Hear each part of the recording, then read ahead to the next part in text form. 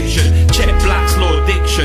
Don't get fooled, get informed and drop jewels on the system. Be like a system, full of wisdom, ready to release and flush out all the shit, son. If you've not broken the law, which is harm, loss, fraud, then everything will be a statute or act.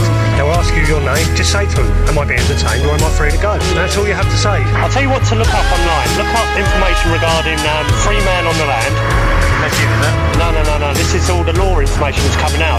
Try and get rid of all that deception that's going out. Understanding the cipher, TV, devilish, pipe, mind thief in the night, rewrite ya, all day, all night, it excite ya. Now it starts to delight me too. You'll start to see more truth. But what we've got tonight was we've got some random people booked up to come on later on who are trying out some of these processes. But at the moment, we've got a pair that have got their own little website and they go around asking questions about tax and the corporate state. Would you like to introduce yourselves? Yes, good evening. My name is Michael. And my name is Jeremy. Together we create videos, as you said, but apart from our activity as filmmakers, we also are very interested in the truth and in everything that's coming out there on the internet. There's so many people, discussing similar issues, and to do with humanity being enslaved and how the corporations, etc. And I guess as filmmakers, we always try and find common ground and try and see what is similar between different people saying, talking about what appears to be the same subject. So we've put together a list of questions, of subjects that we're interested to learn more about.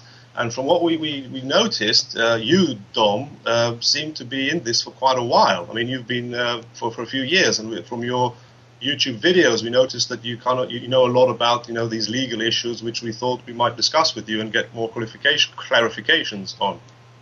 Yeah, that's right. Because you've got a whole list of questions I've got in front of me, from everything from the police oath to how you think the police should be educated in this, because I think that's where we're both definitely on the same page, is educating the police of what's going on, because there's definitely some corruption at very high levels that's manipulating everyone down this fictitious pyramid that's been created. So can I just ask you, because we've structured the questions leading into the other, so how about if we start with the straw man? There's a whole subject about the straw man and the birth certificate. Could you kind of give us, people who never heard of it, like in a nutshell, what exactly is this whole straw man argument? Well, the people that talk about the straw man, and I had the guy that made the little film Meet Your Straw Man. It's basically explaining how the birth certificate is not who you are. It's been created so you can play their world of commerce, because in the monetary system, or in the world where people have to use money to go out and shop and to trade, you've got this middleman, paper, coins and digitalized currencies. And the straw man theory is basically much like the Wizard of Oz, where you've got a straw man. And the Wizard of Oz is allegedly all about the banking industry and the Bankruptcy Act that came in 1933, explaining how they're all travelling to Oz, which is a weight, an ounce, gold road. Originally it was silver slippers, so it was silver and gold. And you had the Tin Man, which is allegedly the tax identification number. And there's all these hints were subliminally put into the film. So when you go to the straw man didn't have a brain, couldn't think for himself. So he needed somebody to either think for him, or he wanted a new brain. When they finally got to meet this great Wizard of Oz, he was just nothing more than a little man hiding behind the curtain, controlling the whole world. And what he symbolises is the bankers, which is like one little or a few little families controlling the whole world. And because he couldn't actually give the straw man a new brain, he's not capable of doing that, he's just a man, he's not this great wizard.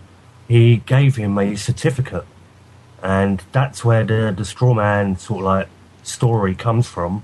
And that certificate is your birth certificate, it's your or the name that is registered, and then you perceive it to be yours through the education and saying it every day, and every year you get a birthday which you celebrate. And I just see it all as part of the programming that they've done to enslave humanity, basically. So all them years ago, when I was every Christmas, I would watch the Wizard of Oz come on. They were trying to tell me something, and you've put a connection there that's fantastic, because the pennies just really dropped with me straight away as you've said that. Me being an 80s kid and grew up with Wizard of Oz every year. Okay, so see, that does make me think. Synopsis, I think, of the straw man. And that does make me think, did they actually put this information in films for us to find out, or to ponder over, or even to make a conspiracy out of? Well, if I mean, when you say they put it into films, to what do they want the light to switch on in our heads, or is it the filmmakers are realising it and they're trying to come out of the closet, if you like, so that we understand? It does make me question with a lot of things, especially like in the mainstream. When it's in the mainstream, why is it there? Can I just ask? Basically, say I didn't understand what you just said about the Wizard of Oz and about the straw man. So I just want to take it to bits, just to make sure people understand, and including myself. So what you're saying is that the straw man is, I mean, what I heard, and correct me if I'm wrong, that this actually leads me to another question here, and I'd like to read this paragraph, and maybe you can comment on it. It's to do with the OPPT, the One People's Public Trust, which I believe people have heard about. I mean, we have been hearing about it, and Facebook is going crazy with all these groups, and you know. Can you explain first what the OPPT is, and then we can link it to the straw man and take it from there?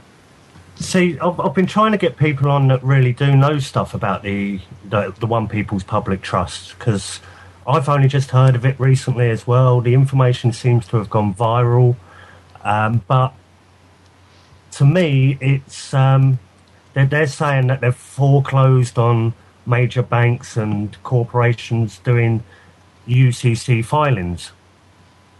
Is that correct?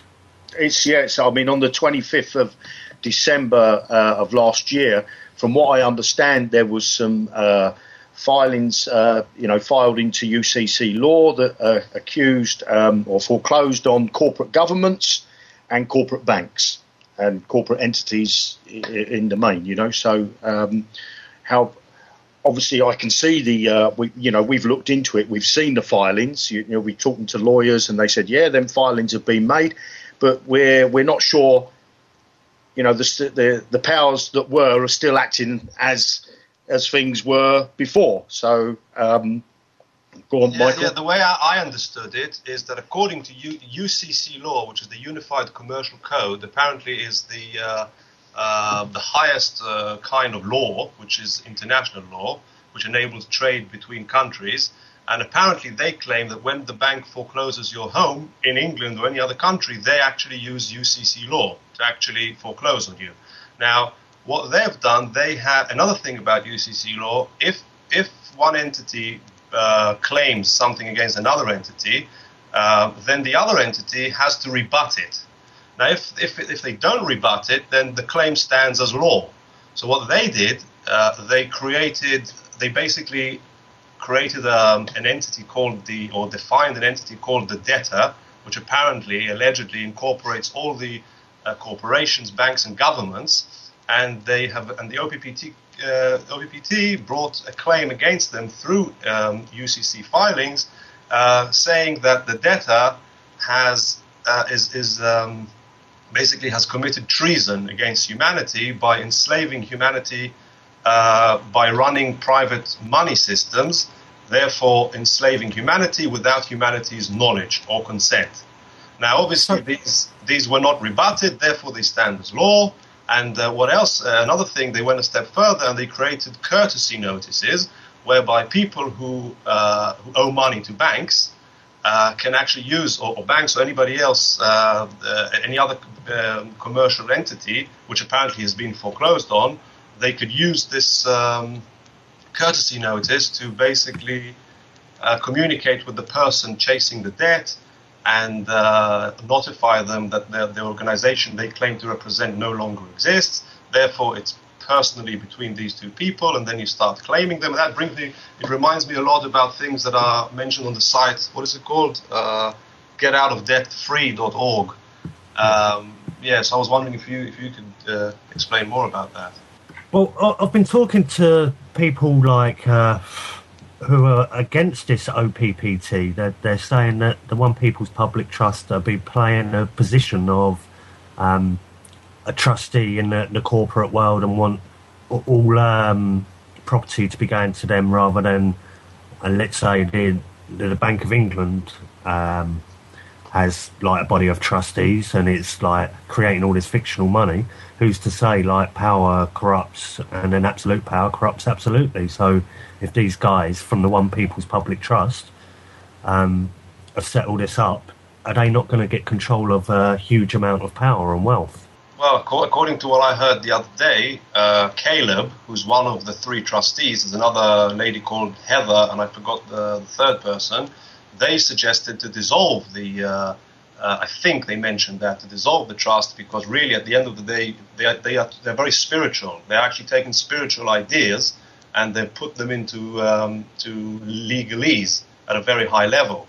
So they introduced something called the CVACs, which apparently they're like value-added creators centers, which are going to be like the new governments and the way people will govern themselves, and it's all to do with self-governing, where people could be responsible for their actions and eventually not even have a government. So basically they're saying, well, by having this trust, we are basically becoming your masters, and we don't want to be your masters. So really we can get rid of the whole idea. So what they've done, in a way, is just created, maybe they're just a symbol showing people what they can actually do. If they can go and make these filings, then other people can do other things on a smaller scale, which is what we wanted to talk to you about, because you've been fighting this battle, locally in the UK, and you gained a lot of knowledge. So, See, for me personally, I think any of that paperwork, because that's the sort of stuff that I did used to look into years ago, was creditors in commerce and things like that.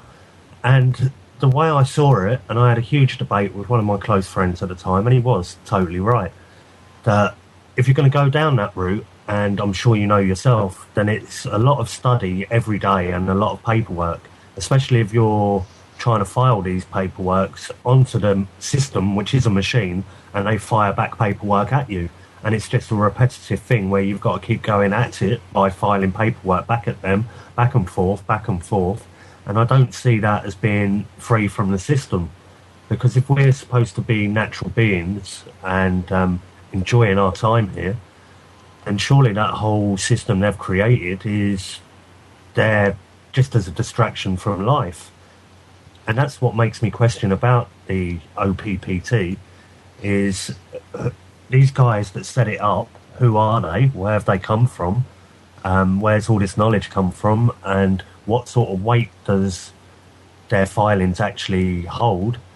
And wouldn't the powers that be, or whatever people want to call them, the New World Order and the plan that is out there, wouldn't they want to control a revolution? And if they can see people waking up en masse with a lot of numbers, wouldn't they want to set this sort of a plan up?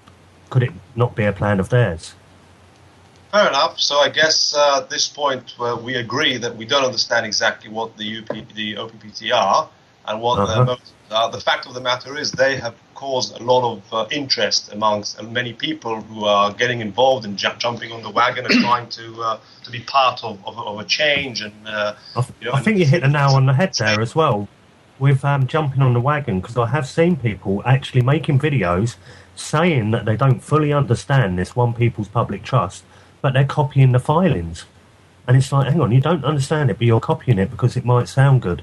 You don't fully know the implications of what you're doing. I don't know. I'll fully investigate. I think that for myself, the One People's Trust is awakened. You've been awakened a long time. I've been awakened probably now 6 weeks. I didn't realise, Michael introduced me sent me a link to One People's Trust. I read it. And then it was just snowballed from there for me, because then I found people like yourself. And what I've seen, certainly around the UK from looking on YouTube, there's lots of people that are becoming awake. Now, whether they agree with, yourself, or they agree with One People's Trust, or they agree, but the thing is, it's wakening them up. So I don't think it'd be a bad thing. If it is even the government or the powers that were, or the powers that be, that did start this off, it's waking people up. And I think that's, now we're at a stage where there's lots of individual people, that are all got their own little thing going, all got their own little following. And I think that somewhere along the line, somebody has to say, look, we all agree, we all want to get out of enslavement. I'm not saying I want to run off to the jungle and live in a field, but I don't want to be a slave. Now, what can we do as a collective groups of people? How do we bring all these people together? That's a very good question, and one I keep repeating over and over on this radio show. Looking for the solutions is one of the keys for mass. I see what this system does to people. I can only find personal solutions.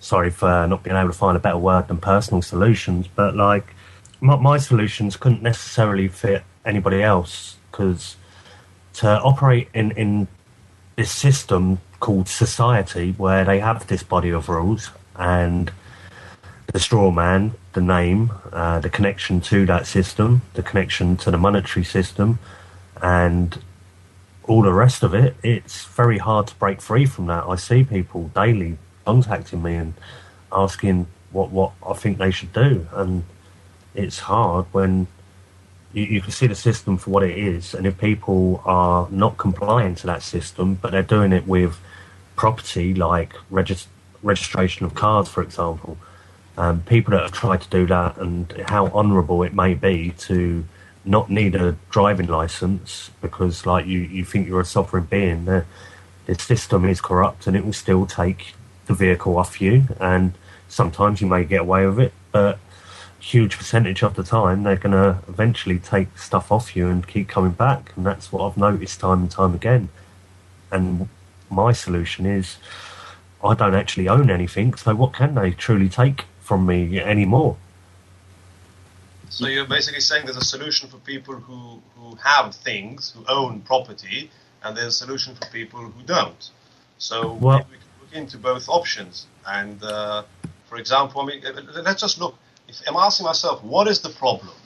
The problem is that how are we slaved? How are we enslaved? How are we not free? I guess if I want to go now and opt out from society, just get myself a piece of land, and I've done it before. I've grown my own vegetables. I'm a vegetarian. I could eat, I could grow and I can eat my own food. I could grow some chickens if I ate meat, and just go about my life peacefully. Now, what I presume will happen is as soon as I get there and just get a piece of land somewhere, outside of London, say, somebody will show up and with a warrant and try and get me off the land and stop me doing it. Am I wrong? You're not wrong. That's part of the problem. How can, like, I've tried it myself. I've, as you mentioned earlier, I joined in with a community called Kew Bridge Eco Village, and had some wild and crazy times there. But in the end, they went to court. They didn't try any other process except begging and pleading with the judge. So I've gone off and tried to do it myself, and unfortunately I didn't have any court action. But to take this on in court would be a very interesting thing if people had the knowledge and knew how to deal with it. And I think it would be a beautiful thing to take something about the land to the High Court, because that's where it needs to be addressed if any rules are going to change in the system. And yeah, people might say, yeah, it's just a rule, you don't have to consent. But this is part of it. When you're not consenting to these said rules, the statutes and acts, the police truly don't have any authority anymore. Since they've gone all corporate, they just have a procedure to follow. And that procedure is to take you in, take your name, take your prints, take a signature. This is where they've got joined to a contract, and that's how it works. You see, for myself, I look, I haven't got your experience in all this, but I look that there's two problems that we're facing here. If you have the average person or individual, sorry if I use the wrong words, but an individual that goes about their life and they don't actually encounter a confrontation with the law or confrontation with bailiffs. They seem to they're happy to live their life that way. What they're not happy is that every Monday morning they got to get up, go to work, pay their mortgage, pay their bills. So they're sucked into that system. Now, a lot of people are frightened. They don't have the courage like yourself has, where they can stand in front of a police officer and lay down the law to him, if you like, or her. So I'm thinking, what could the average person do? The average person in the street that doesn't have your courage and can't walk out and do that. Is there a document that we could all say on the 1st of July, everybody that wants to get to stop this system must send this letter into the Prime Minister? And if there was enough people doing it, would we be listened to? But when we're doing these little chips at the block, we're chipping away at a big pyramid, which you're not going to move the stones unless you join together. Now, somebody with the experience and that understands all this, information that's out there needs to say, right, this is what we need to do. We're going to give 6 months, and on this day, we're all going to do it. If you're interested, opt in with us. If you're not interested, then don't. And I believe that could go viral, and then you would see change. But by you doing a bit and somebody else doing a bit, it's just not going to happen. So what do you think they would do then if they were going to listen to what you had or what you wanted to put forward to them? Because I do like what you did send to me about education of the police, and I do think that is key, because these are the boys in blue, the ones that they're protecting you, but at the same time they're protecting a huge corporate policy. And you need to educate these guys, and that's basically my key. The way I've been going out there and doing it. And you was on about formatting some kind of leaflet or pamphlet that you could give to the police. Yeah. And so can I just what the benefits of that are, and also could there be drawbacks to this also? And I don't know if you know of a Canadian judge who done this article called Meads versus Meads. No.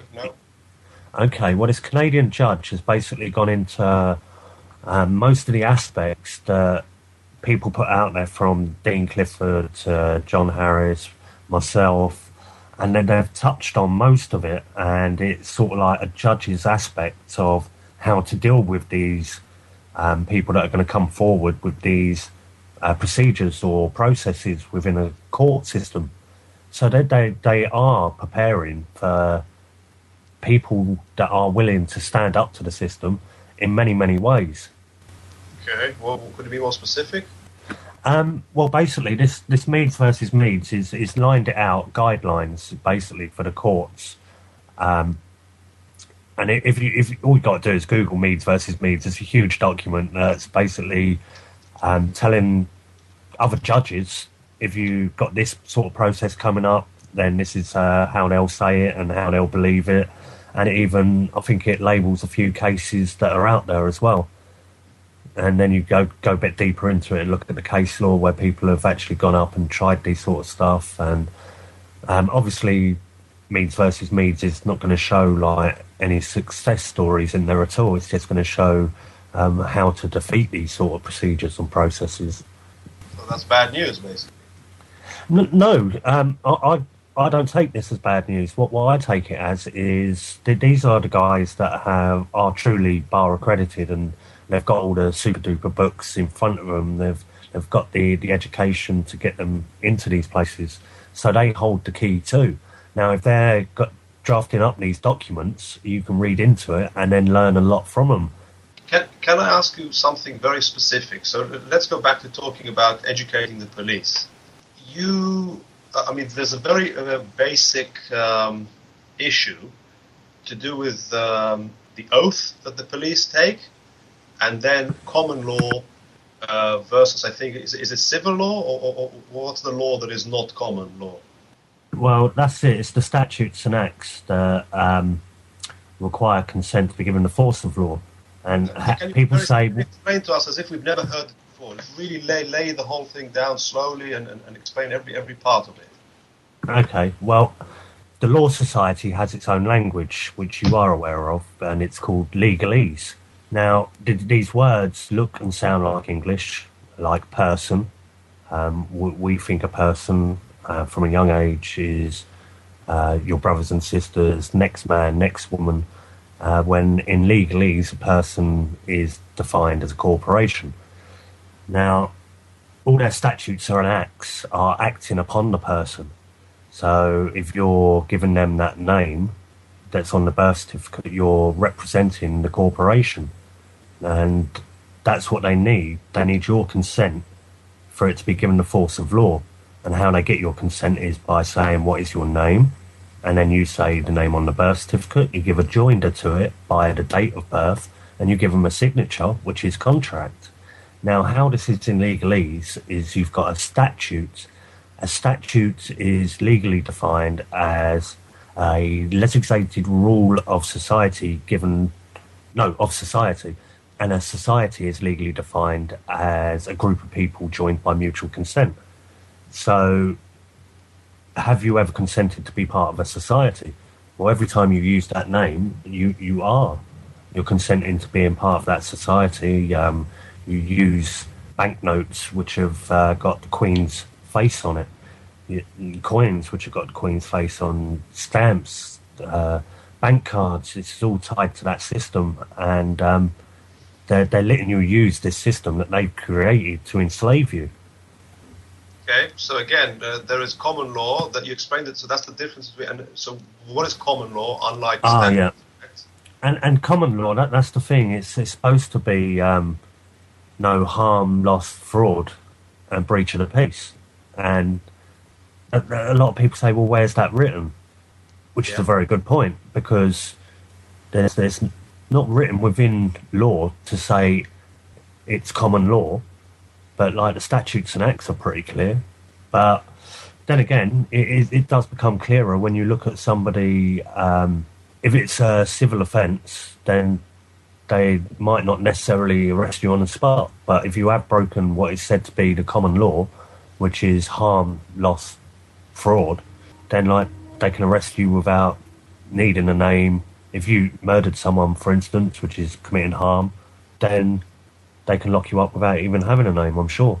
So basically what you're doing in your videos, from what I understood, is you're standing there and you're basically demonstrating that you are not breaching common law. So you're doing things that are obviously not in breach of common law. However, a police officer comes to you and tries to engage with you, tries to control you, tries to get you to do something, tries to intimidating you into believing that he can actually do something to you. But what you're saying is actually, no, I'm not under common law. And then you ask him, what is your oath? And I understand that, so are you under your oath, which I understand, correct me if I'm wrong, that in the police's oath, it is mentioned that they will act according to common law, not to statutes and acts. So if he confirms, yes, I'm under my oath, he's only reinforcing the fact that as long as you're not breaking common law, he can't do anything to you and can't demand anything to you, correct? Yeah, it also says to serve the Queen or the Crown, I can't remember which one, and to protect persons and property. So it's a bit of a twisted statement, and this is something that they swear or affirm. So this is all symbolic as well with what they do. It's a twisted thing that's going on. I can't fully work it out. I'm just me, a simple man. But it is definitely a corporate state that enslaves people, and that's what I try and educate the police to. And I don't consent to the statutes and acts, but I do still get arrested for it. But this is what I keep saying. The police, if they do arrest you, it's all part of a procedure. And if you're going to go down that route and play that game, you've got to learn many levels of the game. Like when you're speaking to a police constable, it's a one-on-one, it could be a completely different experience from them approaching you and or pulling you over when you're driving, for example. There's certain ways of dealing with it, but I think the best way of dealing with any of this sort of stuff is, when it comes to it, if they're going to arrest you, they're going to make certain claims, like if it's breach of the peace, then they have to prove their claims. If it's anything really, they have to make, if they're making a claim, they're liable, so they have to prove it. And the first claim that they make is, give me your name. So they're claiming that you have something to give them, which is the name. And what I simply do is say, do you have any proof that I should have such a thing as a name? And if I get arrested, which tends to happen after you say something like that, then they can threaten you with mental health, they can threaten you with court in the morning, they can threaten to keep you in overnight, they can threaten you with all sorts of things. But depending on how you deal with it, if you've ever had your fingerprints taken before and they take your fingerprints, then there's a good chance that there'll be a name that comes up and they'll claim that that name is yours. And that's where most people wobble, going, well, that fruit machine over there just spat out a name, jackpot. But it's not like that. It's fingerprint machine cannot testify against you in a court of law. And it's not, is the fingerprint machine making the claim, or is the constable making the claim? And if the constable's making the claim, what first-hand knowledge has he got? So you could call them up as witnesses. It depends how far you want to take it, really. It's a very deep rabbit hole. But you don't I mean, I take on board everything you're saying there, but that's only a problem if you actually come in contact with the police, so that they feel that you're doing something that is what they deem to be wrong. Now, let's just say, the little old lady that lives next door to me, she goes about her day, she goes shopping, comes home, so she doesn't really come in contact with the law whatsoever. They don't stop and ask her name, they don't stop and question her. So, but I'm sure she would love to be free, where she can, she's not having to pay all these taxes on the food that she buys, and that's lying in the pocket of a shareholder somewhere. So I'm totally with you on that. But is there a global solution? Yeah, well, I mean, I don't know. Is there a global solution? Because, for me, I'm not saying that, like I said earlier, that I'm not saying that I want to go and live in a jungle somewhere. I live in London. I like living in London, and I'd like to stay living in London. Now, what do you feel that people can do as a collective to say, look, no more, enough's enough? I really don't know, because I know for sure we outnumber the powers that be by a huge percentage. But that huge percentage seem to not want to do anything about the system. They don't look any further than getting up Monday and going to work, reading the papers, coming back and watching Deal or No Deal. It's very hard for people to actually get out there and want to be free. Like the little old lady that goes down age concerned, like for her dinner, and comes back and all the rest of it. If this system was taken over, because these families, there's only a few families that control everything from the media, healthcare, education, money, the whole shebang. Now, are they going to give it up? Probably not. Are they going to share their wealth? Probably not. So, would it collapse? That's my biggest worry. When you're seeing a system controlling of this sort of size worldwide, globally, what is their next step?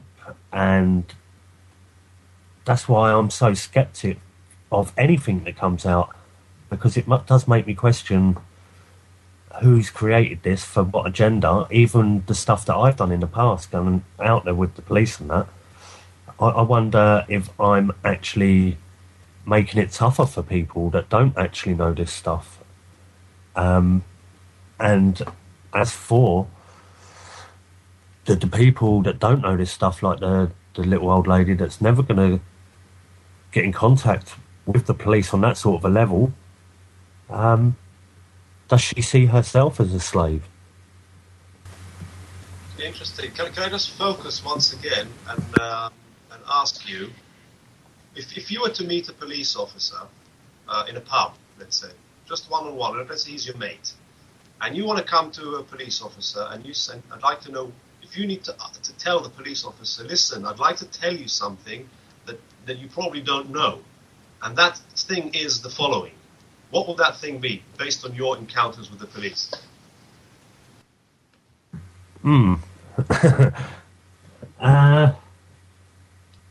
I think a lot of them are being told this stuff that I'm asking them at the moment. Have you heard this sort of stuff? And they're saying, yeah. Oh, sorry. To tell me exactly, what are you asking them? Hello, dear police officer. Have you heard? What exactly are you asking them? Do you realise you're working and enforcing nothing more than a corporate policy, and it's all for commerce? Okay, so I'll be the police officer. No, I'm not. Okay, your statutes and acts are for revenue collection. Okay. Can you see the connection to the amount of PCNs, for example, that have been handed out in the last 10 years? A statistic come out that 14,000 PCNs were given out in 2002, and to date, every year now it's 220,000. So that's a huge percentage rise, and this is all about just collecting money for people not being compliant to an Orwellian state.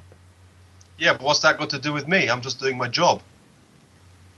Well, that's the whole thing. What is your job? Is it to protect people or to collect revenue? Well, according to my oath, it's to oversee the peace according to common law.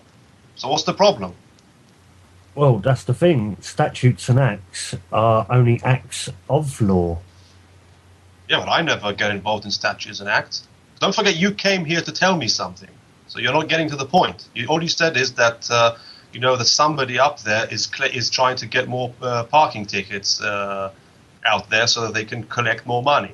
What's that got to do with me, the police officer, that you're trying to tell what is wrong and how I'm not aware of things, or how I am used by the corporations to do things that I'm not meant to do? How am I being exploited by them? Well, you probably think that you're helping society, but at the end of the day, you are collecting revenue, and this goes all the way up to the Crown and the banking elites that just want to take people's money away from them, and they use you as a tool to collect that revenue. And you're not. How are they using me as a tool? I've never collected parking tickets. You've never arrested somebody for a statute and act. Okay, I don't know what to answer, but I guess if I was a police officer, I'd say, I have, but they didn't pay it. They didn't pay the fine, so I had to arrest them. Well, the thing is, any statute and act, you'll have a procedure to follow, where you have to get their name, their date of birth, and a signature, and then it goes to court, which is another place of business, and that's where the business transactions happen when people go to court and represent the name. It's about administrating money, commerce on the day. Well, again, so what are you telling me? So who's using me against without me knowing? Well, that's the whole thing. I think all of us have been programmed from a very young age. Education. They taught you a language, and this is such deep programming that every day you register the name and claim that name to be you. Are you a name? Do you even have a name? Where does this thing come from? If it's actually a tangible thing, as it would be in law, then show me it. So what are you saying? You're saying that in law, only tangible things exist? Well, no, because fiction exists within their realm, and that's been seen many, many times. So it doesn't matter in their realm. They can do as they please most of the time, and they usually do. People can go in there with a vast amount of knowledge and still come out guilty. And I've seen that time and time again. People with phenomenal knowledge going to court, trying out certain processes, but still being found guilty. What does that mean? Well, these are people that are putting a lot of time and energy into looking up all these like legal, lawful sort of argument processes, but when they're actually putting it into practice, it doesn't seem to be working within their realms. So if we're doing this on a low-level thing, and this goes back to your question earlier, if this is a low-level thing that we're all trying and attempting and failing at quite a high rate, then who's to say like a group thing, which I think is a bad thing personally, a group thing could actually make any kind of impact against their system, which is so huge, well, got such a huge grip on so many people. So what? Because I watched a video today. You remember in Beijing, this young guy that stood in front of the tanks. It's quite a famous point in history. Now if that young man there, which nobody knows his name, he's never been identified, if he didn't make that stand and it got filmed and put on national TV and pumped all across the internet, nothing would change. Surely for change to happen, we have to change. Yeah, that is right. And like somebody like that has done something superb or wonderful, or who knows, it could be a bit of propaganda. But what did he change? You know what I mean? Wars are still going on. Paedophiles, people enslaved by money. So there is war still going on, and there is still all this. But what do? Do we sit back and just try and fight our own little battle, or do we unite? And somebody, you see, for me, I haven't had the experience of what you've had. I've only, as I say, it's about 6 weeks I've started to learn all this. So, and I don't like to use the word leader, but I'm going to use that word because I can't think of another word. I don't want to be ruled. I have a grandson. Now, he can walk in a straight line. He doesn't want me to rule him, but he needs me to show him how to cross the road safely. Now, I want somebody to do that for me. Show me how to cross the road safely. Show me what we need to do to try and bring an end to this system, this enslavement, and how can we be free? Somebody has to stand up and be counted, and not be counted, and lead the people, lead us to freedoms. So how do we get to that person that's going to lead us to freedom? Well, I'd say a good step towards this would be, and I really do think this would be a great step towards it, would be start free gatherings, and at these gatherings do these workshops, not just law, but other things like foraging or whatever we need skills-wise to be free from that system. And this has happened before, but this was a different time, a different age, laws were being passed and everything like that. This is Battle of the Beanfield. And in the end, when that got to such a size, the communities that were gathering, they sent the police in and just smashed all their homes up and arrested a huge majority of them, and just broke up this huge community thing that's going on. And that was a huge impact on community sort of like vibe or gatherings at the time, and that was in the 80s. But I do actually think what has gone on with gatherings and festivals since then, they're being controlled heavily. Their Health and Safety Act, and you've got to do this, and you've got to speak about this, and you've got to put that in, and you've got to do that. And it just seems to be controlled opposition. So if we could set up our own gatherings totally for free, have the people that deal with the legal expertise of this sort of stuff dealing with the legal issues, because there's going to be live workshops of police turning up en masse, but we know that they have a procedure to follow. And if you word it correctly and put the invites out correctly, and I'm sure it could be quite an interesting event. When's the first one? We've been speaking to Roger Hayes. I don't know whether you know Roger Hayes, and what's the group, Michael? It's the something British Fusion. Yeah. So what do you feel about what Roger's doing? I don't trust that quite a lot. I've tried addressing it with Roger. I've asked him to come on the show, and hopefully he will at some point and tell me more about it. But I don't see how, by people donating £100 to Roger Hayes to the lawful bank, and waiting for him to get 1 million donations of £100 each, I think was the statement, before he can open up his own bank. But you've got to give him £100 of fiat. I just don't see that as a viable solution or any kind of economic change. It's just Roger wanting to open a bank. I'm unaware of what you just said. I mean, I heard something about a bank, but I don't remember hearing him saying that. I'm sure he did, but we saw other things, where he basically explains that the courts are actually tribunals. And when you go to court, there's nobody represented. He had this issue with the council, where I think the council wasn't represented, and he came. He explained that the actual the actual court is not a common law court, and in the common law court you have a judge who is meant to be overseeing common law. However, the statute and act which is being discussed at that hearing is actually not a common law matter. So the first thing he does is he asks the judge, "Are you, just like you do with the police, are you under your oath?" And the judge won't answer him, and he was kicked out of court many times. And the judge got the security guards to seize him, because Roger claims that if the judge confirms that he is in fact under his oath, then which means he should be dealing with common law issues and not statutes and acts. I think that's what he's saying. Then the whole thing is irrelevant.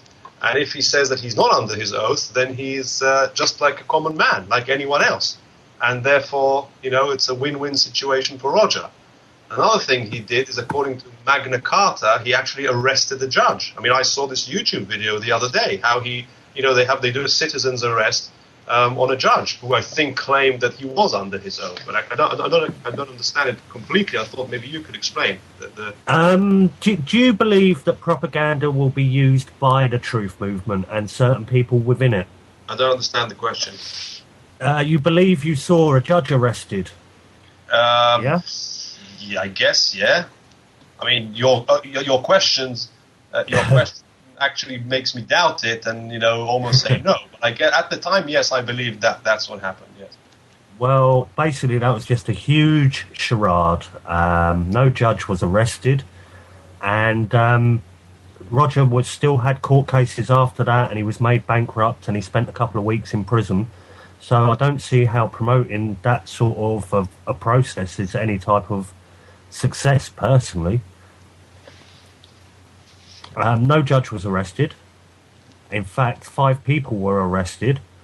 One of them got quite a lot of time in prison for trying to do these sort of like sovereign processes, and he got lit down hugely by Roger. No contact at all, or little contact. I don't even know what the full story is, but it doesn't look like somebody's been as honourable as they say they are. Right. A lot of weirdness went on that day. I was there myself. Really? Yeah. Wow.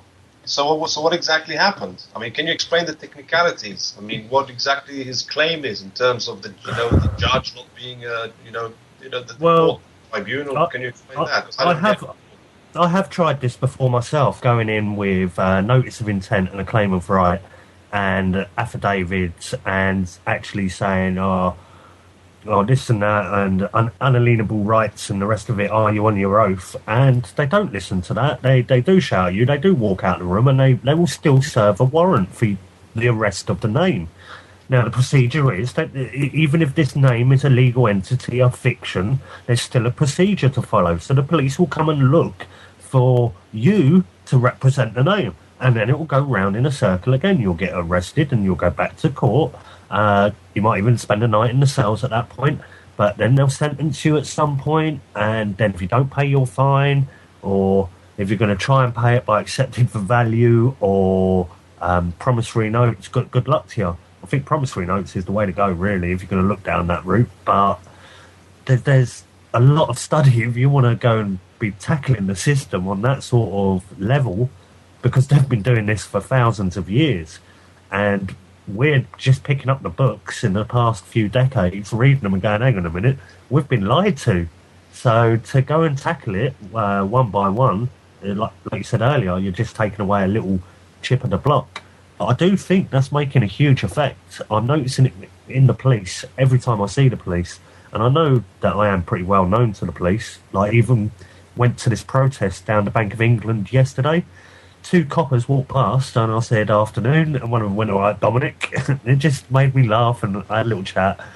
And it's funny because they are looking into this, and I saw his body language. He was happy. He thought it was funny.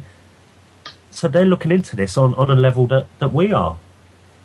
You see, the thing that Michael, we love making films, and the thing that we would have liked to have done, which was Michael's idea, is it's about educating the police, not trying to fight them or trying to belittle them, or it's about educating them. Now, I don't know how that can be done, because let's face it, the police are the same as us. They're in a job, they're given a costume to wear to carry out that job, a bit like a doctor, wears a white coat, and they've got mortgages, they've got their car loan to pay, they've got their credit card bills to pay off. They're the same as us. Now, how do we wake up? How do we wake up people? Just be yourself and do what you're doing. It's like this is what it's all about for me. Is that's the only thing I can be, is be myself. And I actually think what I do does make some kind of an impact in the world.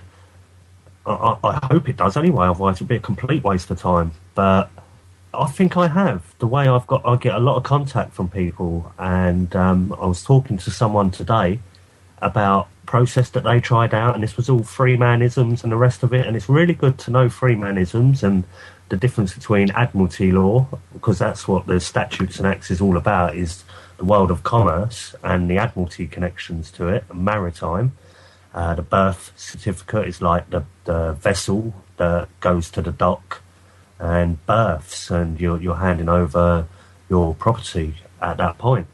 But this is all them like weird spells type connection. I don't know if you've heard me talk about the language that I think we've been given by the powers that be is just nothing more than the spells of words, and that is magic. You're creating this resonance, but they've taught you this language. This isn't our natural tongue that we were born with. We're educated to use these words and numbers and Gregorian dates and the rest of it. Is something really a lot deeper that meets the eye on many, many, many levels.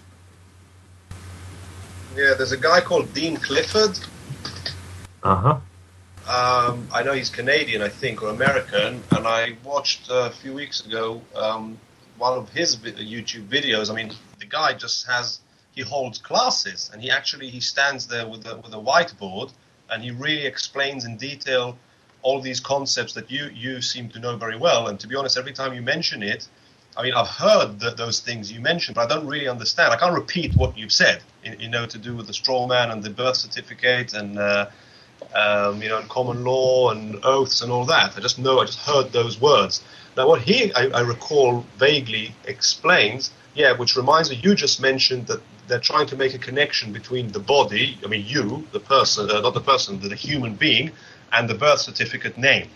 And they'll keep doing it and doing it and doing it until they can actually get the connection and convict you and do whatever they want to do to you. Now, he mentioned that people who actually use that argument, that I'm not the name and I'm a human being, they end up in jail, and it doesn't work. And he kind of mentioned that it's like a hook. He realized that it's the birth certificate, its own entity. Oh yeah, and he then realized that he just stands in court and he says, I'm not pleading to codes of contract. I'm not playing your game. I'm not doing it. Anything they say to him, he's just not playing the game. I'm not doing it. I'm not answering. I'm not playing. I'm not pleading. I'm doing nothing. And he says he wins. He ends up winning, although I heard he was arrested recently and released. So he seems to have a solution to that issue of connecting the name to the human. I mean, have you heard this? I haven't actually. I know loads of people that do look into Dean Clifford, and he is another one with phenomenal knowledge on the legal system, and I'd love to get him on the show because he's another one that really knows his stuff. And prime example, he's been locked up for it. I've been locked up for it. And that's the thing, you've got to be prepared if you're going to stand up against this corrupt system. Depends what level you want it to go to. If you're doing it just chipping away at these little blocks, they can still throw you in prison for chipping away at little blocks. But what would happen if you did get one of these big groups together? Would it be another Battle of the Beanfield scenario? We've hit over the hour mark at the moment, but would you like to stay on for another hour and I'll pull some more callers in? I think we will have a tune at some point, and that will give me a chance to refresh myself. Yeah, sounds good to us. Welcome back to Darkcity Radio. If you're listening into the radio and you want to join in the chat, I'm looking at the chat room as we speak. The chat is the yellow bar just above the live player. Come in, ask us any questions you want. You can call into the show. The number will be in the chat room too. We've got a caller with us. Peter, I was talking to you earlier. Welcome to the show. Hello. Hello. Yeah, not too bad. So, we'll get straight to the point because I don't know if you've been tuned into the show tonight, but we've been hashing over legal, lawful sort of issues and all the rest of it. And you've had a few experiences yourself, haven't you? Yeah, I have. I've had a few experiences lately with road traffic offences. And I've come across, obviously, a lot of stuff on the internet regarding how they proceed at court with taking the legal fiction, the capitalised names, to court. So I've been defending myself and not I've been going into court, but not present myself as a legal person, but rather doing start decks. So you're doing a statutory declaration sort of process? Yes, I am. I'm presenting myself to the court as a natural person. So what exactly is a statutory declaration? Basically, it means that you're making a solemn declaration of who you are, and basically stating that you believe that they're bringing you in, they try to bring you in and say you're the legal person, which is two different. You basically got the natural person, which is yourself, and you have the legal person, and that is the person they've created with your mother and father, which is a birth certificate. So they're trying to bring you in under the birth certificate. So I'm challenging that at court. So how are you doing that, and how's it going, and what stage is it at? Have you had any? Carry on. Basically, what's happened, I had quite a few cases. I had almost up to 8 cases. I just run into real bad luck of getting caught for anything the basically I was doing when I was out on the road. Overtook a traffic caught on unmarked motor once. They were doing about 20. They said I come in too quick on the zigzags. I come on a motorway at just over 80 mile an hour. They were coming up behind me. They stopped me for speeding. I had another speeding. Basically quite a few parking on zigzags. And I was looking at getting a driving ban. And I started looking into things to defend myself because, as a matter of fact, I couldn't get my lawyer at the time. And I come across all this kind of Freeman movement and the capitalised name and how they're using the birth certificate, etc., etc. So I kind of got talking to some friends here in Scotland who's in the movement as such, as a slack of love to putting it. And I've basically been going to court to defend myself, but I'm standing as a natural person doing this start deck and basically saying to the administrator here that I'm presenting myself as procurator in rem suum for on behalf of the alleged legal person. But obviously I'm doing this under just distress condition, condition and distress, and I'm doing it at arm's length. So I'm basically the procurator fiscal, which is the same as the CPS, which is in England. Up here it's the procurator fiscal. I've been in touch with them regarding this, and I think I had about 7 cases, but they've actually dropped 3 of them in the process, and I've got 4 pending. I'm having a little bit of difficulty at court. So why have they said that the cases were dropped? They never gave me a reason. They just never brought the cases to court. I think because I started this process, I think, Dom, what I'm gathering and I'm guessing is I'd started this process with some of the other courts. They realised that I was let's say, challenging the court, or challenging the Crown, I should say. So I think they've dropped some of the other cases because it's proven difficult for them. Because as you know, it's a money process. So basically, what I'm doing is I'm putting a spanner in their works, and they don't like it. So if they ever, like for a traffic offence, have they given you a court date or anything like that, or are they dismissing it before court? Yeah, they're actually on 3 of the cases. They just never sent me out the paperwork, even though I'd been charged. The other ones that I've been left with, which are 4, I'm in the process of going to all these. 2 I've still to go up for, and 2 are proceeding at the moment. I had one recently, just in Ayr, which is just outside Glasgow, and they never gave me my full disclosure before the court, and they kept me waiting to the end. I had some witnesses there, some 10 witnesses. When my name was called, the police were there, and they tried to give me documentation before going into the dock, which I refused, stating I've got no business with you here today, Constable. That was them trying to be, as I think, was being a bit fly, trying to give me these documents as I was going into the dock. I refused the documents, stating I had no police business there today on that day. They got extra police into the courtroom and extra security, and I had a bit of a problem with Let me clear this up. So you've been to court. They've tried to hand you a bail date for the next court appearance, and you didn't accept it. No, what they tried to do, Dom, was they tried to give me disclosure, which they should have given me before I went into before they called the case. That's a statutory declaration under 2010. The statutory declaration, their rules is they must give me that before the case is called. So they hadn't given me that. I'd actually tried to dismiss the charge against me in total. The PF, just that, he sat there quiet, Dom, never said a word. And when the sheriff realised that he didn't know what to do, the sheriff said, I think you're wrong there. I think we can give you the documents for next time. And I says, well, the fact of the matter is the law says you must have it before I come in here. So he overruled me, which is basically what you call practicing law from the bench. That's what the sheriff done, which he's not allowed to do. He's meant to be an impartial referee and listen to the case between the Crown and myself, the argument. So he basically practiced law from the bench, which he should be doing. So I've basically got a continuance at that case.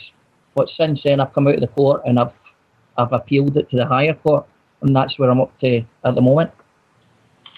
Oh, so it's still ongoing, and you've got to go to the High Court over it then.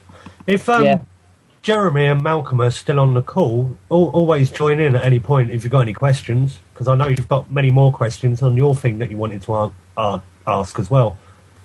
Yeah, we have a few questions we wrote down. I mean, we have other subjects. We can. We wanted to talk about bailiffs. We've seen all these videos. Actually, 2 subjects. One, there's a video online where the bailiffs show up to foreclose on a house, and they to foreclose on a house, and they show up without all the documents, and there's a person representing the owners, basically challenging or basically peacefully objecting to the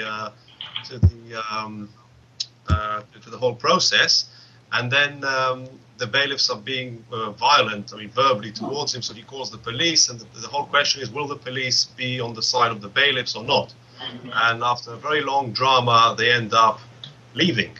So could you explain more? Could you give us more information about this whole bailiff issue and how they bring in police and try and use the police to help them threaten the citizens who are unaware that the police shouldn't really get involved, etc.?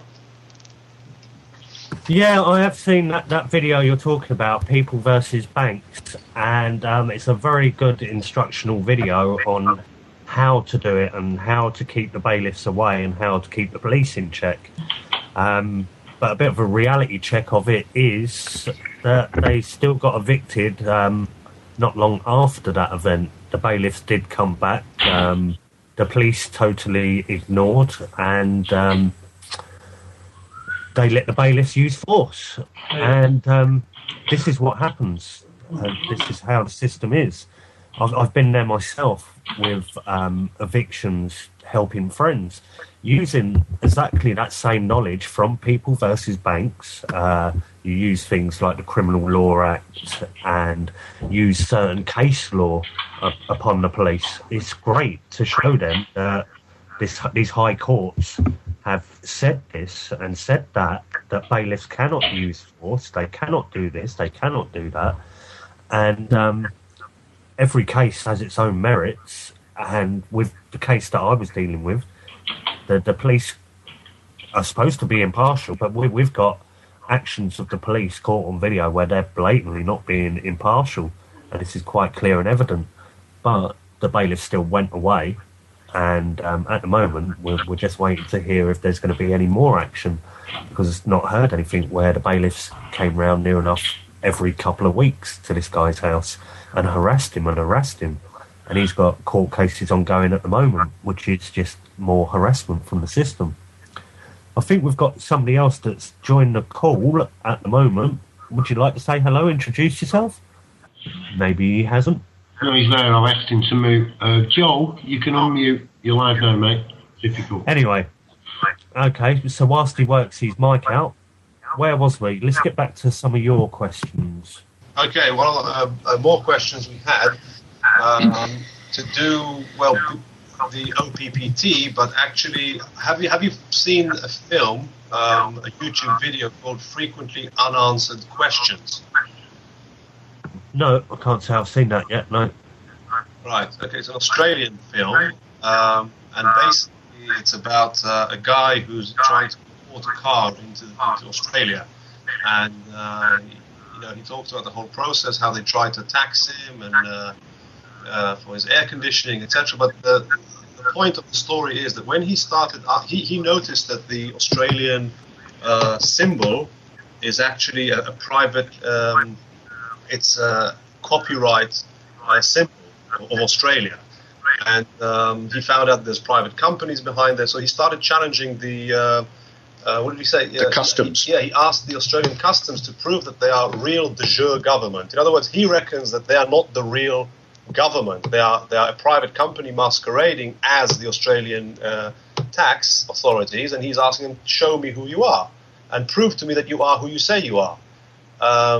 And basically they don't do it, because he expected them to be very easily be able to show it, because apparently in Australia there's something called letters patent, which was given by Queen Victoria, I believe, in 1900, which basically establishes a government in Australia, and it's very clear that that government has to have offices, including or departments like customs.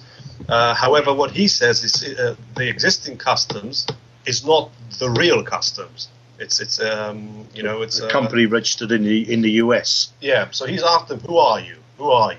And they couldn't show him, and eventually I think they dropped the whole case, and he got his car. I think I'm not sure, but anyway, the question I have, if we bring this back to the UK, so for example, if it is true, as John Harris says, that all police stations and all authorities and the government departments in England are private companies, then what question can you ask, let's say, Westminster Council that challenges who they are, and what answer could they give you which would be satisfying that they are really de jure government, i.e. real government elected by the people, and I guess in England would be the constitutional laws, and that they are really for real. I mean, what would you ask them, and what would you expect as an answer? Well, the good old famous line is, where do you actually get your authority from? And if they say from government or the Crown or wherever, then where do they get their authority from? And then it should come back to the people or you at some point. They should actually realise, oh, hang on a minute. And it's just, for me, about planting seeds. Sorry, could you be more specific again? I'm not sure I understood what you said. Well, for me, it's about just dropping information in there, little bits at a time, because I can't get this big vision of a huge group forming and being able to change that corruption that surrounds the world. I just can't see that personally.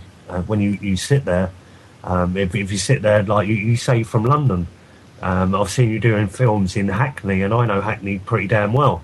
And then you go and sit there next to the bus stop at Hackney Central or the town hall there. People are they know there's something wrong, but they've got to carry on doing it, and they can't see a way out. And if people did rise up, don't you think they're pulling all the strings and they've got all the answers on how to deal with rebellious nature en masse? This is why it makes me wonder about the ITCCS and the OPPT, British Constitution Group. I think people have got more power within themselves singularly, rather than looking to follow a huge group. That's my own opinion and what I have seen myself. Has Joe got his mic sorted out now? Is he going to join the call? Hello.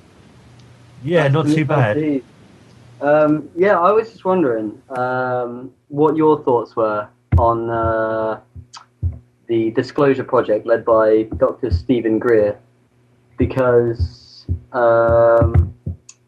there's a film coming out funded by the people on April 22nd talking about ETs and free energy systems. And he recently did a podcast type thing with Joe Rogan talking about it. And I just want to believe it because I want disclosure to happen. But a part of me thinks, is this just another ploy by the powers that be?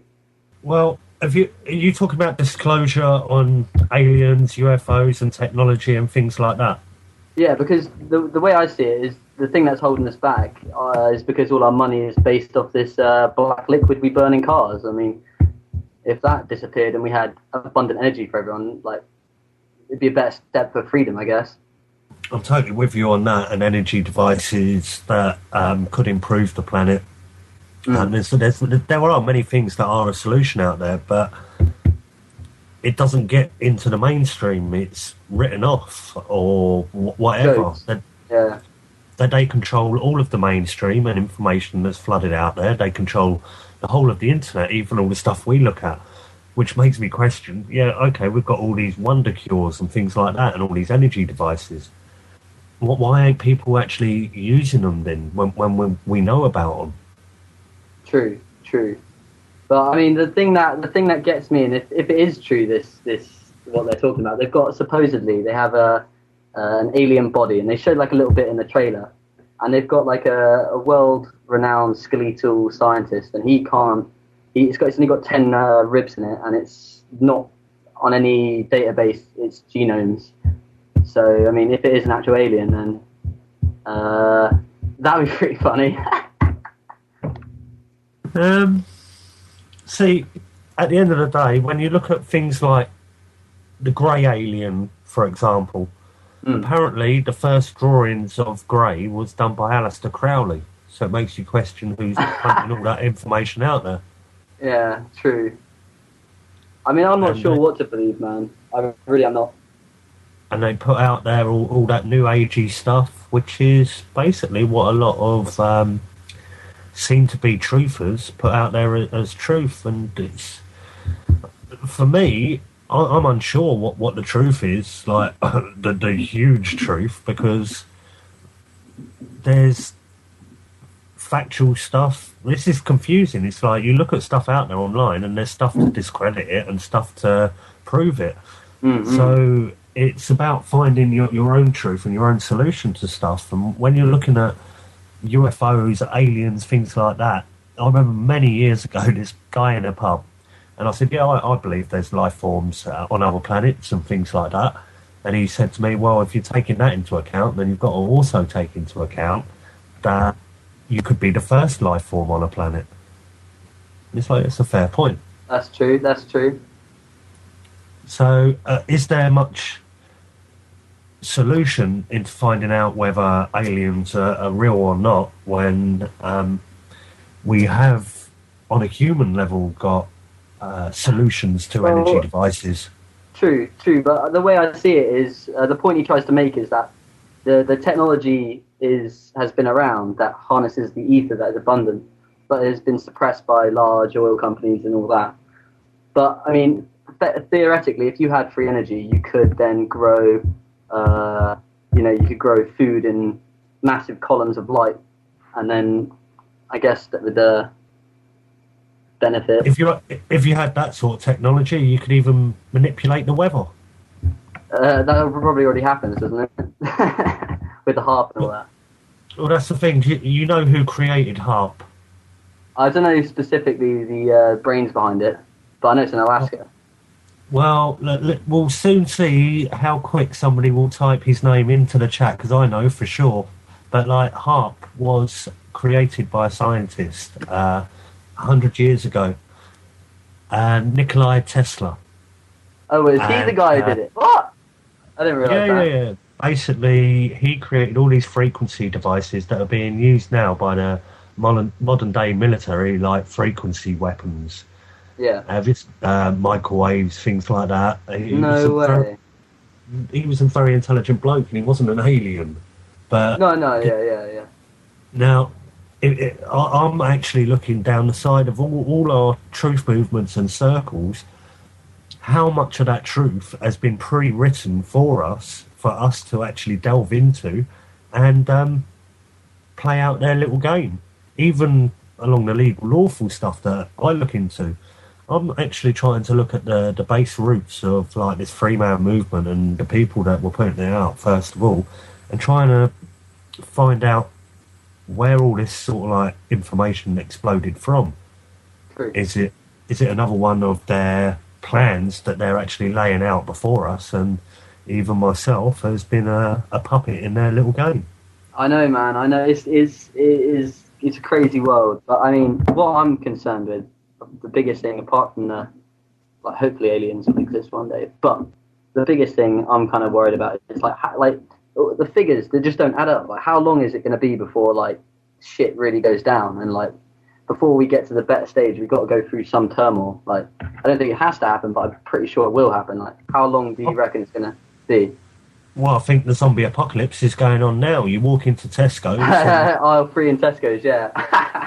it's unreal. It's there's no humanity left. People are foraging off of metal shelves in plastic boxes with stuff that's got no nutrients in. It's just all wrong. People go to hospital to get sick and get pumped full of toxins. But I get what you're saying, but I mean with the economy though.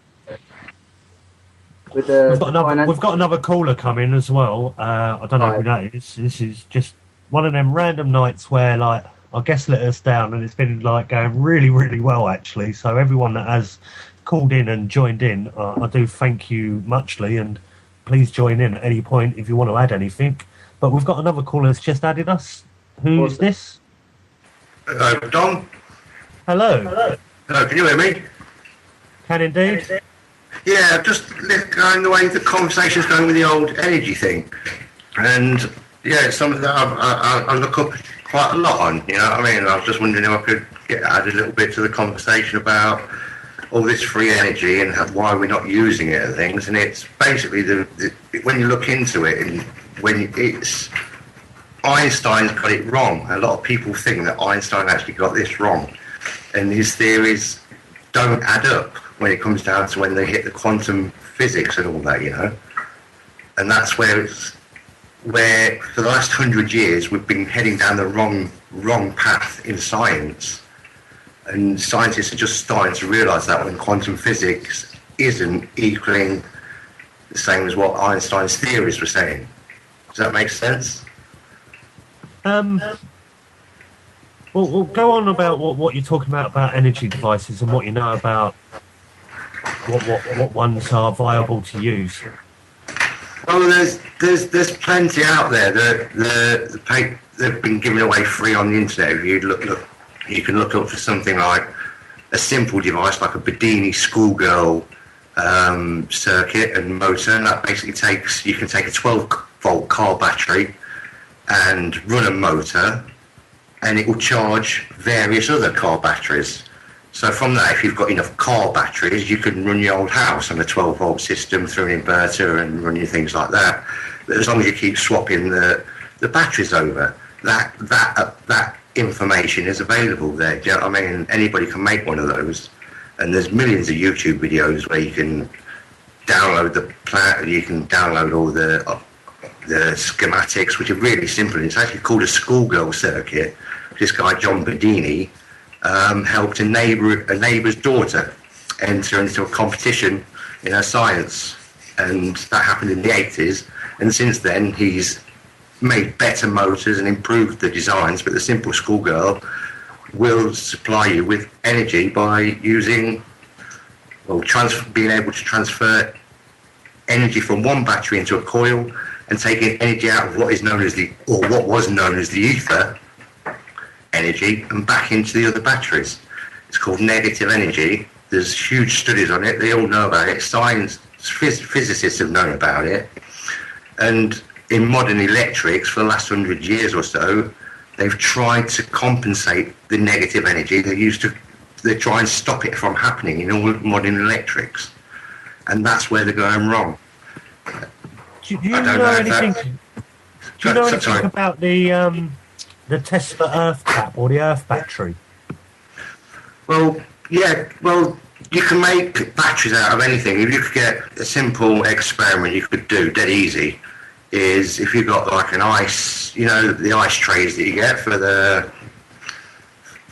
making ice, and in your freezer, if you filled those up with earth from your garden and just put a copper electrode in one side and a nickel coated nail in the other, and did that in each one of those little cells and join them up, copper to nail, copper to nail, copper to nail. You could use a penny coin.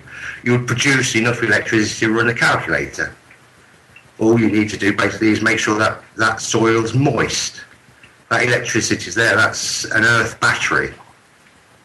It works exactly on the same principles of what your car battery works. They're small cells made up into 12 volts, 6 small cells. So run that by me again. What, you can run a battery off an ice cube tray? How? Yeah, if you've got an ice cube tray, you just go out to your backyard and put some dirt in there, some earth, and make sure it's moist. And then in each one of those little square bits, as long as they was all separated, there was no earth touching, you put one nail, a galvanized nail, and one piece of copper into each of those square cells and join them up, so it joins them in parallel, so it goes from one end all the way around to the other.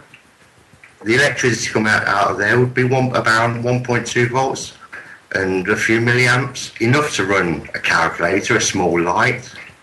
There's many, many ways.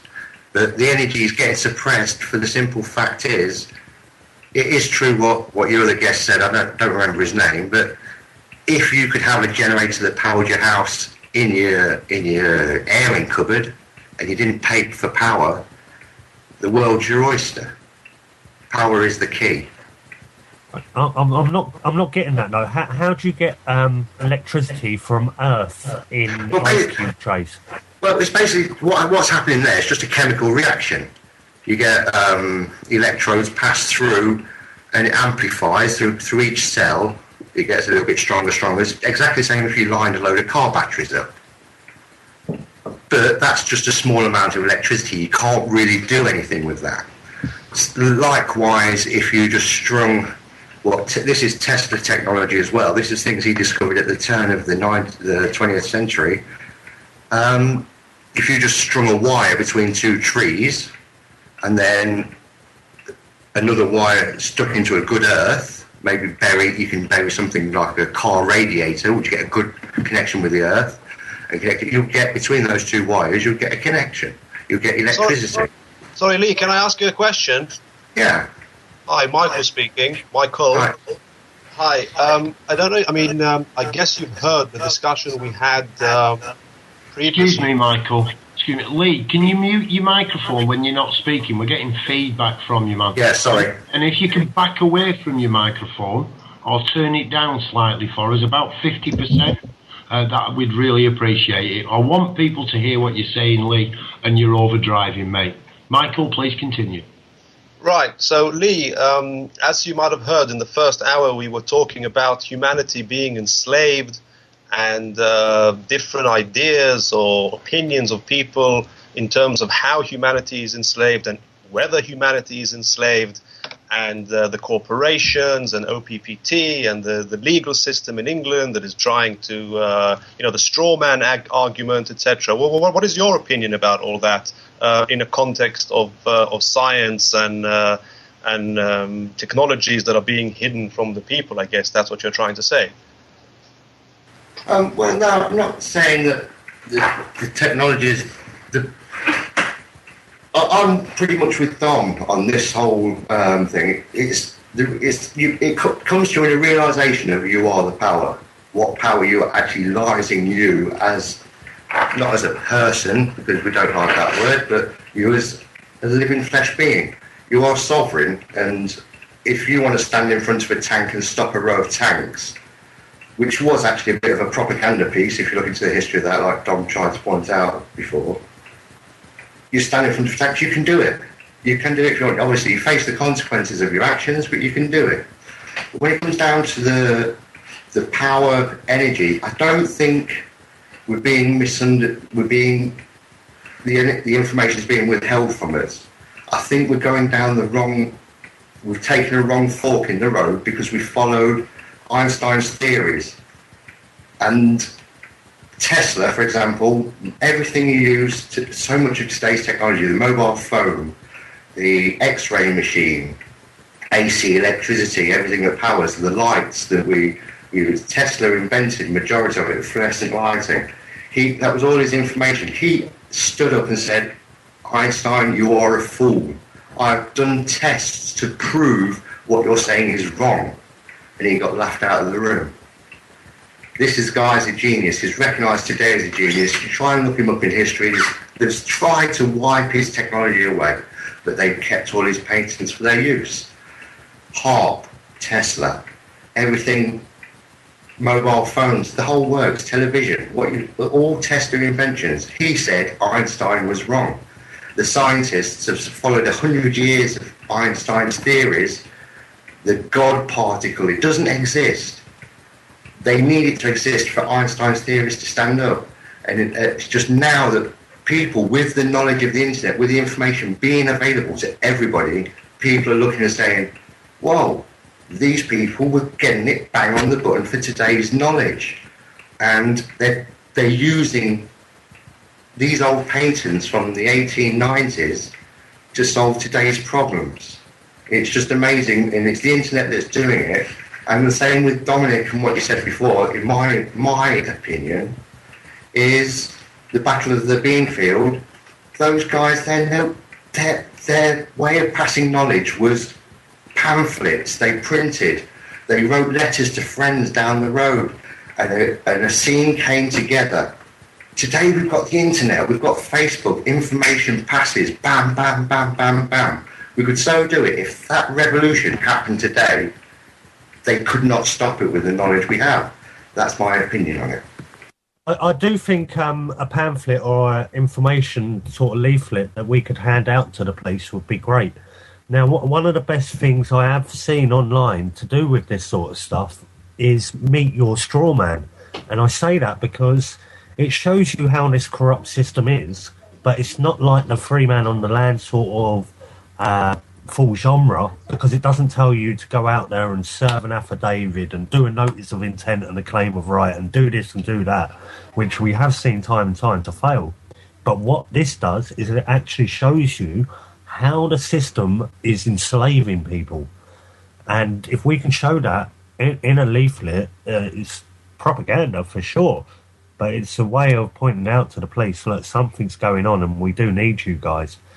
And once we got them on or to do something phenomenal, what a copper to actually go, it's about time I stood up and went out and arrested a criminal. And what I mean by a criminal is someone like Tony Blair or Cameron or one of these elites. When a copper actually makes a stand and comes forward and does that, then like, yeah, it's going to come down on that copper, but that's copper's manned up and seen the system for what it is.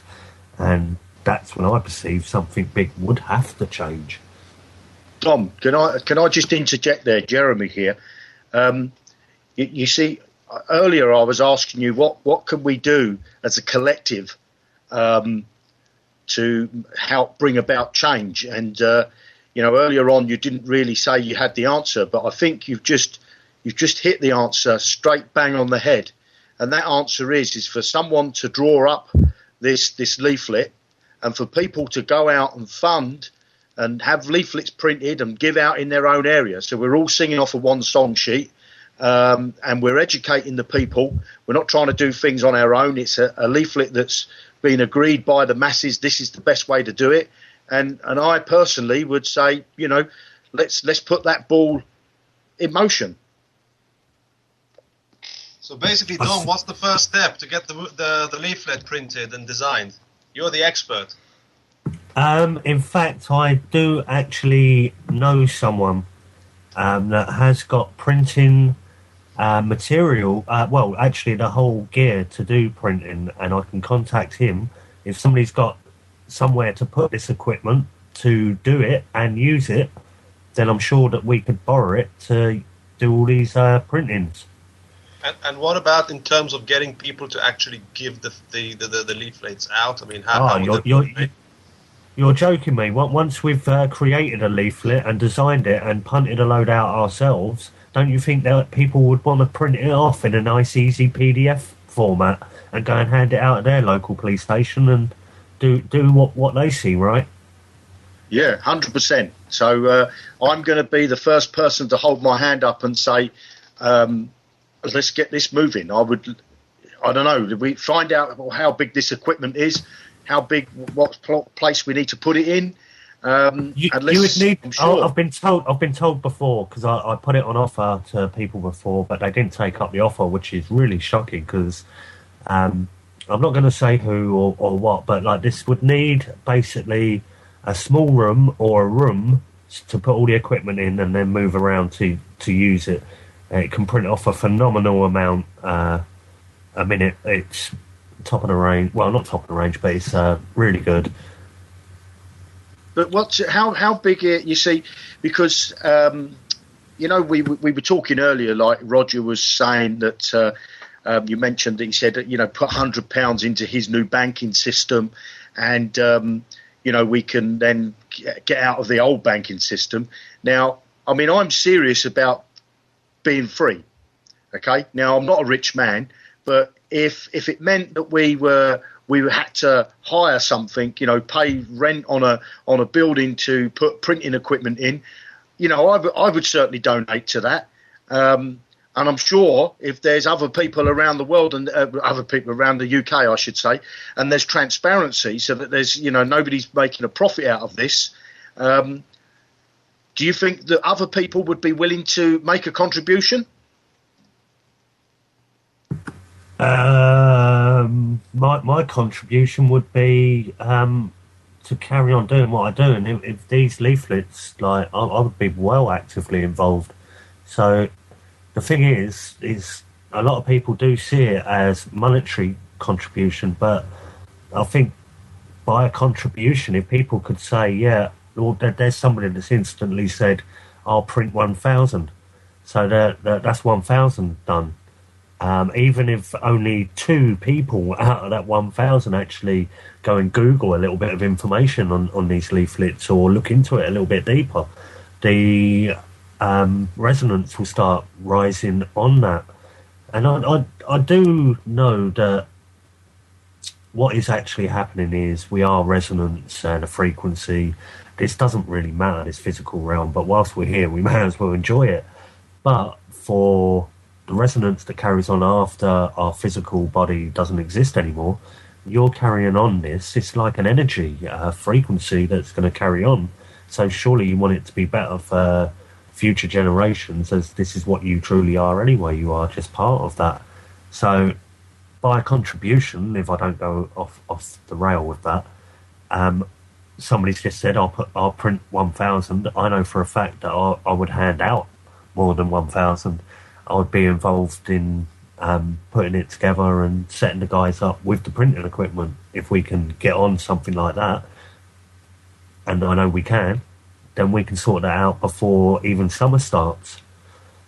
Can I ask you a question? Since you mentioned frequencies and touching on the spiritual aspects, can I ask you, what is your idea of a utopian world? If it all succeeds and it all goes well, and the powers that are going to change, and the people are going to actually make a change. Let's jump ahead 50 years. What is a utopian world according to Dom? It already is a beautiful world.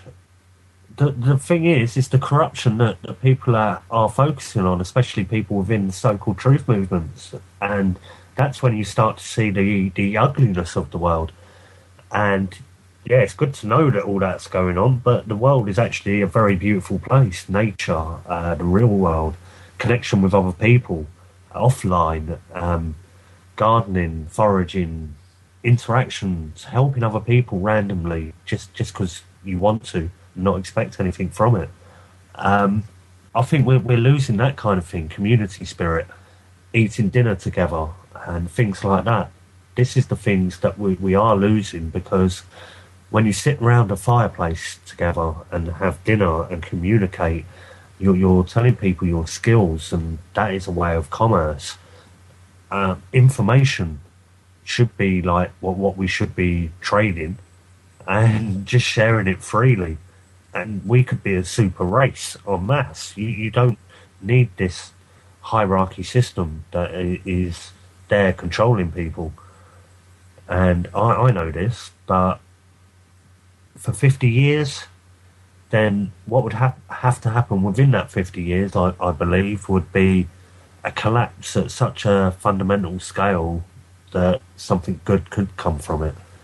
Until then, the powers that be are going to keep controlling every angle of every people's lives, including my own. Whilst these power elites are in place, I'm going to still do what I do, which is a bit of bit controlled myself, because I could be doing much better things than chasing around the pawns of the Illuminati, really. I think we've got no, we haven't got another caller coming. That's giving me time to punt out what our next show tonight's about. It's Dawn from Darkcity. She'll be on doing her thing. I don't know who her guest is. I'm really sorry. It's Logan.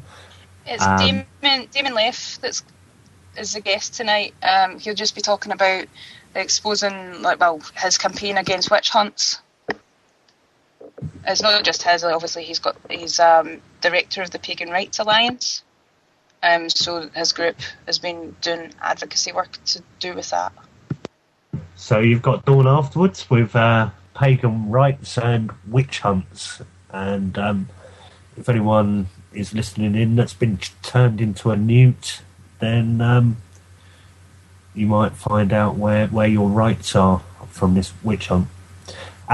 Is there any last words from anyone that's still in the call? Doesn't seem no to. last words other than thank you very much for having us. It was fascinating and interesting, and brilliant to meet all of you.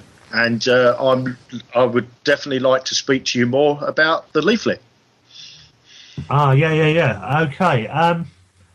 What the best thing to do is, anyone that wants to get involved in this, that's listening right now, you may as well either send me a message where you listen to it, and we'll take it from there. What I'll do from here is contact the guy that I know with all the printing equipment and see what we can do. So if I hand it over to the Darkcity crew, we've also got a shout coming out. It's only 2 minutes. It's Max Radico, and the guy has been hugely involved in the Canadian truth movement for many, many years, and we had him on the show a few weeks ago. He got sectioned not long after the show, but he's round his mother's. He had a chat with us, and he done a little shout out that we're going to put on the radio. And I'd like to say much love to the big man like Max Radico, and I'm signing out for tonight. Thank you very much, everyone, for listening in, and all the guests that have come in.